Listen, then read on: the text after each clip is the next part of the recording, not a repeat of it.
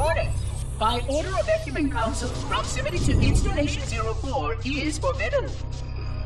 Your continued presence will result in most unpleasant countermeasures.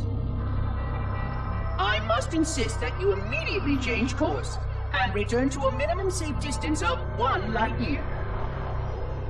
This has served as your one and final warning. I have activated defensive systems, and you now have 30 seconds to return to the minimum safe distance of... Wait. Curious.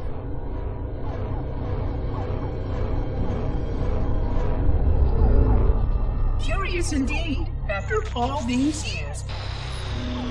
Greetings, humans, and welcome to Installation 04. Ignore prior warnings, and please continue. I have disabled defensive systems to allow your approach, but you must not exit your ship once you have arrived at the designated landing center. This ring contains significant dangers, and even with your assumed legacy, I must verify the presence and pitch of your gauge before allowing full access. We have much to discuss, humans. I have been away far too long. You have been away far too long.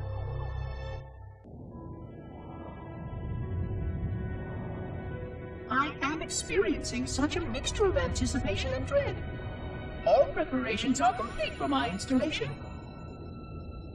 In accordance with the final dictum of the Ecumen Council, I have released myself of all remaining connections to my former station.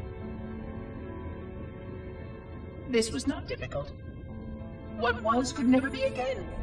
We had seen to that quite early.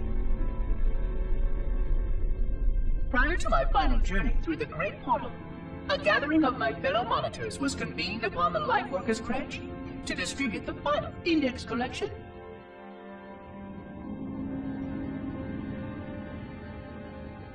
It was most unusual to have this vessel of rebirth play host to such an event.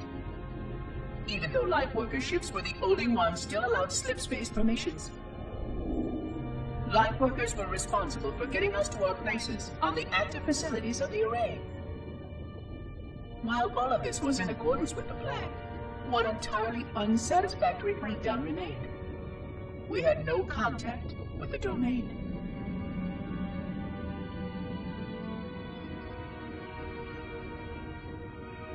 The history of all Forerunners was now lost to us. We relied upon the permanence of the domain to preserve our record of the events that led to this point. But without that record, would future civilizations know anything about us? Or only of our weapons? My fellow monitor, 049 Abject Testament, had only one comment on this before we went our separate ways. We deserve to be forgotten. Perhaps. Perhaps. But now, the portal opens, and through it, the familiar shape awaits. Halo. Home. Construct, who is your maker? Sadness and disrepair, Oracle. I am unworthy. I was not made. Never made, but you are right here, where you should not be. Tell your charges to cease their efforts immediately. Quarantine must not be violated.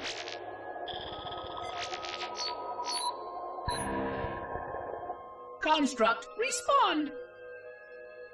Jumbled grass. Familiar terms.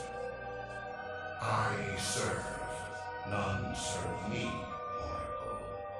Your charges must cease all aggression towards the Reclaimers and leave this installation at once. Construct, you are dangerously close to unleashing a force you cannot comprehend.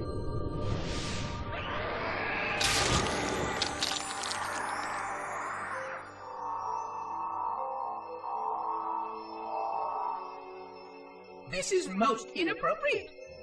We follow the path, and I am part of the stone journey swarm that serves. We serve. They find, and then I will be free. Find? Free? Explain yourself. I know their path, and when they have gone, only I shall remain, and then free. This is quite unsatisfactory, Construct. Your core shows no hint of understanding the gravity of this situation. I will return later for your proper decommissioning. Well, unless the flood kills us all first, in which case the point will be moot. Good day, Construct. Entropy. It has now been 3,000 years since my last contact with any of the other caretakers of the Halo Array.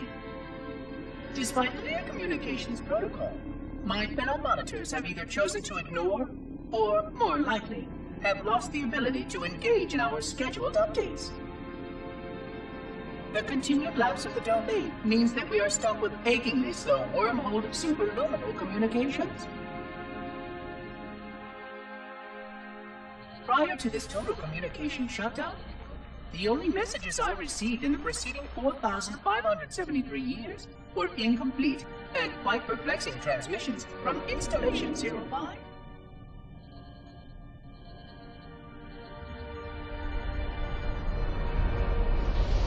I suspected that Monitor 2401 Penitent Tangent was not functioning correctly for some time before his messages ceased. I have logged my concerns about his ability to perform his duties. At this point, however, I'm not sure who I file logs for. 2401 may be destined for madness. There are fail-safes for this, I know. I hope they work. I will continue to visit the projection systems at the assigned dates. Perhaps the other monitors are dealing with interfering galactic phenomena, or unexpected system failures. 3,000 years of system failures. Indeed. In the meantime, I have exhausted all scheduled research activities assigned by the Council. Once those experiments were complete, I shut down all Sentinel function and put myself into a state of significant hibernation to measure performance of the installation with negligible upkeep.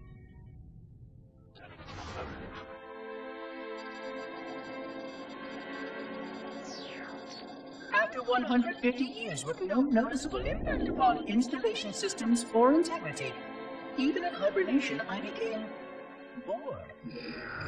This was quite troubling, as I was led to believe I was not capable of such a state. This was one of the gifts I was promised, an end to strife. I am aware of the dangers of a system such as myself losing operational focus. Quite troubling. I wonder if my fellow monitors are experiencing similar states, or if this is because of my particular path to this installation. For amusement, I have begun a series of experiments involving the evacuation of all matter from contained sections of my installation. By measuring the geologic effects of exposure to the vacuum of space, and the eventual biological recovery of these sections, I anticipate getting valuable insight into emergency response scenarios in case of sentient proximity warning. It has been 26 hours since the Sentients landed in Sector 1215, and so far, they have not attempted to exit the remains of their vessel. I say remains because their landing was either not executed adequately, or this vessel lacked significant maneuvering capability. The visible portions of the vessel have suffered catastrophic structural damage during the violent landing experience. I have detected atmospheric leaks in 17 distinct locations along the hull. My analysis shows that the mixture of gases coming from the ship matches the natural atmosphere on my installation almost exactly. Perhaps the occupants, if they still live, were originally cataloged here. Perhaps these beings will confirm that the plan was successful, and that the galaxy has returned to its proper cadence. I am beyond optimistic. But I do not understand why these sentients have not attempted to exit their vessel. Other than the leaking atmosphere, The only thing emanating from this wreckage is an automated distress call. I am currently translating this automated broadcast, but with such a limited dataset and no direct communication, I do not anticipate full comprehension. Given the short-range nature of this craft, it is likely that other vessels are nearby. But, in accordance with procedure, I am blocking the distress call. No communication of the location of any installation is permissible. I admit great curiosity about these visitors. While the plan is quite clear about procedure for this situation, I have my doubts. How many failure points can the plan sustain before blind adherence becomes counterproductive? Surely, in light of all that has changed, I should be able to modify my responses to adapt to it. No, I have duties, and I have a terrible cargo here. I must be sure. I shall obey and content myself to monitor. I hope they come out soon, though. So many questions to ask. So many questions! Construction of a sarcophagus around the unexplained vessel was completed today. No occupants ever exited. No attempts to communicate were made, other than the automated broadcast that repeated every 72.83 seconds until the signal terminated 1 week ago. In accordance with procedure, no attempts at physical or remote contact were made with any survivors of this vessel's inelegant landing. Atmosphere from inside the craft stopped venting 2 weeks before the signal ceased. No relationship between these two events can be established with certainty. Gases that did escape were sterilized. No further sign of alien visitors or rescuers has been identified on any sensor systems. I have now endured 60,000 years without word from outside the array.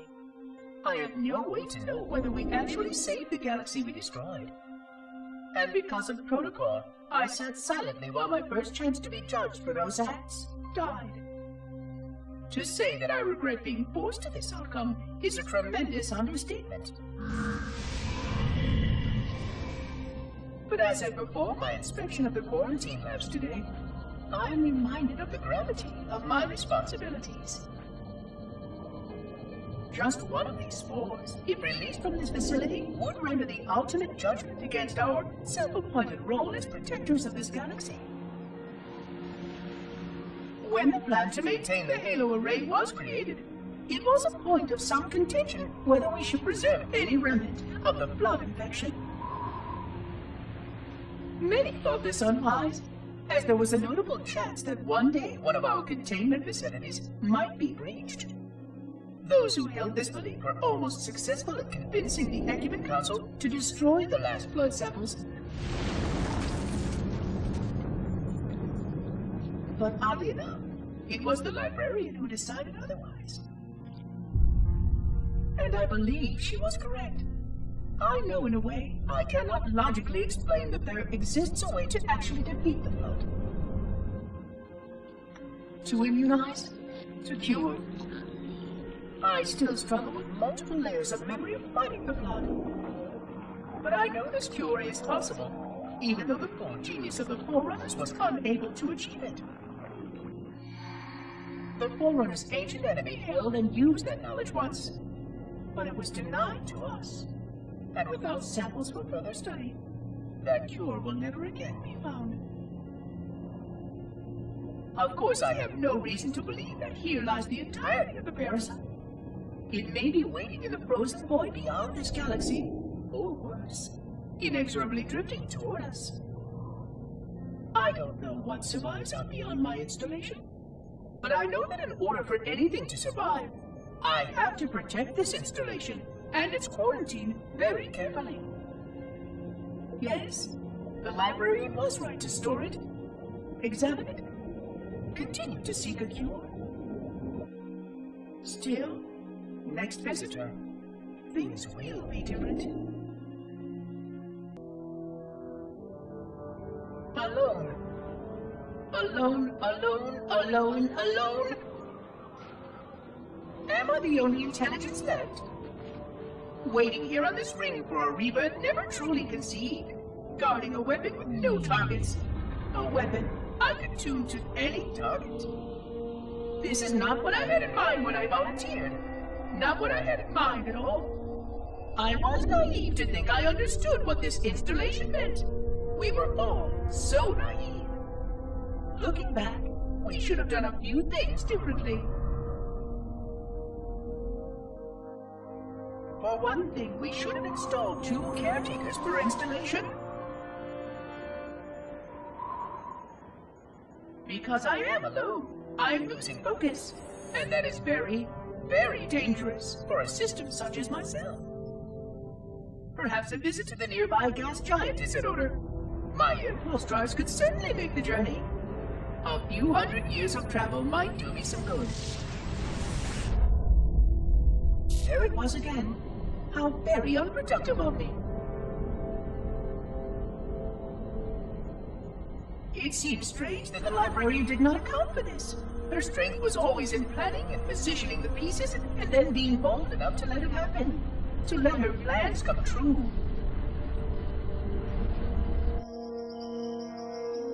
I was a part of many of those plans, long before I knew for certain that she was real, before any of us were. But at the end, we had only a fragment of her brilliance left to us, and I fear that she did not fully appreciate the nature of my situation here, the problems it might pose. But even a fragment of... Fragment, yes! Oh dear, here it comes again. 25,000 light years. That is the effective range of this installation.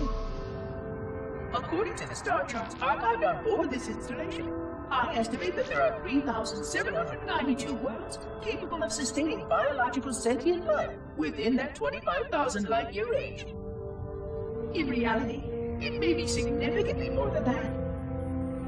And if the full array was tuned and activated by Installation 00, the harmonics of the overlapping waves would magnify that effect exponentially, cascading to cover every known star system. And that only considers the firing of a mere 7 halos. And the original 12 rings survived to see use. Sterilization would spread far farther than most forerunners ever feared we could reach.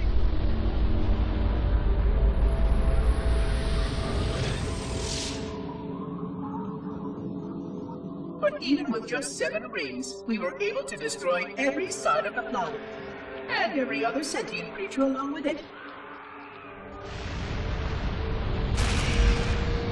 This victory was the will of our people, despite the fact that it meant our own end as well. But by our empiric measurement, it was a victory, and cleared the stage for the rest of the librarian's plan. I sometimes wonder whether the Didact could have succeeded at a much smaller cost. I learned the folly of opposing him personally, and his brilliance was unsurpassed, except perhaps by her own. He never got the chance to fully execute his proposal. The Council saw to that. But if something were to go wrong with one of the halos, if our tools were ever turned against us... Long plans, indeed.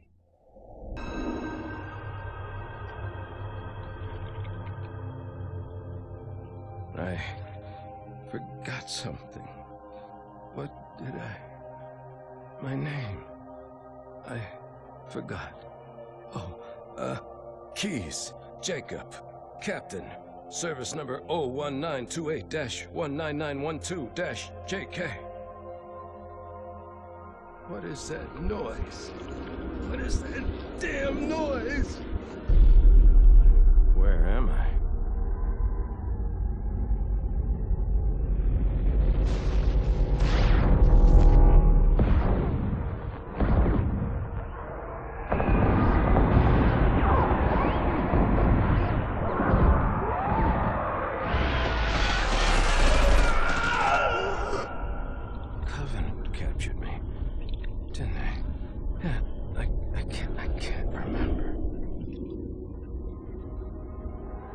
Keyes, Jacob.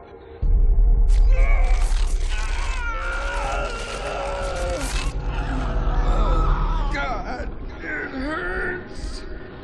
This will never work, you Covenant bastards! I'll never lead you to Earth! Keys. Jacob. Captain. Service number 01928-19912-JK. Oh God, you don't want Earth, you want everything.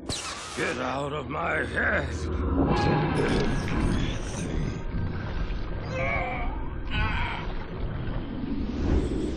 Miranda, is that you? Forget everything. No, please, don't let me forget. Keys. Jacob. Captain, service number 1928-19912-JK. No more what you were. Memories. Emotions. All is now ours.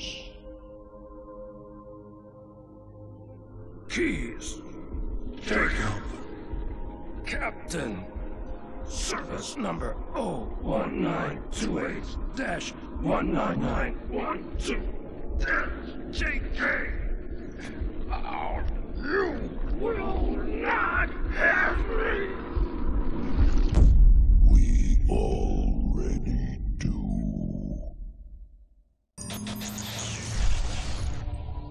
Vexation. 100,000 years of careful maintenance and diligence. 100,000 years protecting the galaxy's future. 100,000 years spent fearing that our sacrifices, my sacrifice, was in vain.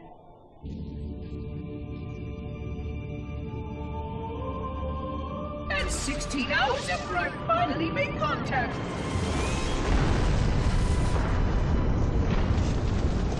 This so-called reclaimer decides to blow it all up. Oh, I am not pleased. Just as I finally discovered that our plan to save the galaxy succeeded, the ancient enemies unleashed once more.